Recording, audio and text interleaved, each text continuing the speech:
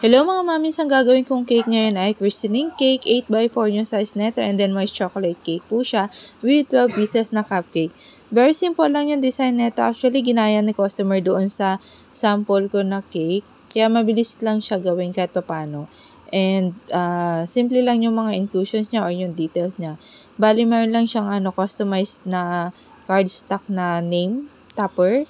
Tapos yung may mga balls lang siya. And then yung balls nga pala na nilagay ko dito, mix of edible at saka non-edible siya. Yung edible, gawa din siya sa chocolate ball. Tapos binalot ko lang siya doon sa pang balot ba ng chocolate na parang foil kasi yun siya. Bumili na lang ako kasi yung last time na binili ko ng mga chocolate ball, sayang lang kaya inabot na expire, hindi ko siya halos nagamit. Kaya parang naisip ko, instead na bumili ako ng another chocolate ball, tapos ma-expire, ang ginawa ko, bumili na lang ako ng chocolate wrapper na mga foil na colored. At least, ang gagamitin ko yung chocolate cake na lang. Tapos, choco ball na lang siya, diba? Para kahit paano, walang tapon. O, yun.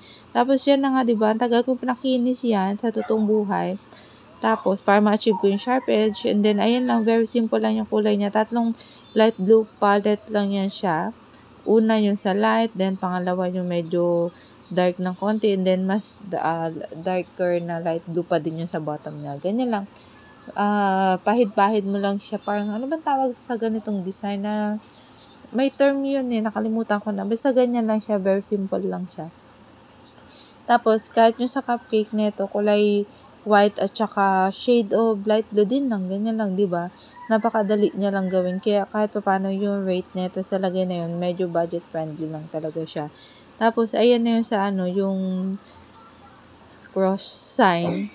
Kulay gold lang siya na draggies kasi wala akong kulay blue.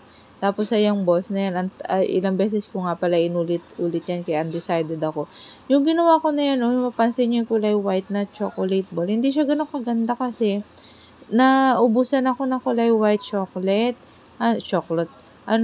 Na-overcook ko kasi yung una. Kaya ayan, pinagkasya ko na lang. Parang 4 lang yata yung nagawa ko dyan. Basta, hindi siya ganun kaganda. Kaya, ayan, hindi siya ganun kabilog kasi nga sinimot ko na lang siya. Kala ko kasi madami pa yung stock ko ng white chocolate. Ayan pala. Buti na lang may dark chocolate ako. Yun yung nilagay ko para dyan sa, mga nakabalot na kulay blue na foil, diba? Mas tipid siya kaysa yung bibili ka ng, ng topper na, may nabibili kasi sa, parang sa Baking Depot, doon ko yun siya nabili. Kaya lang, halos hindi ko din siya naubos. Kaya sayang din lang siya. Tapos, ito lang yung sa cupcake. Kapag yung sa mga regular rosette or regular cupcake lang na ganyan, hindi ako naglalagay ng filling sa loob ng cupcake. Siyempre, kahit paano, para may iniba yung regular cupcake lang at saka sa sa mga customized cupcake. Kung yung customized cupcake, like sa pull apart, or hindi, basta may mga topper, or iba-iba yung pagkakapipe. Basta, in short, customized cupcake, yun, naglalagay ako ng filling sa loob. Pero kapag yung ganyan na regular lang, di ko na siya nilalagyan ng filling, di ba? Okay. Iba-iba din kasi yung price niya. So, ito yung pinaka-final outcome. Salamat sa inyo. Paalam siya.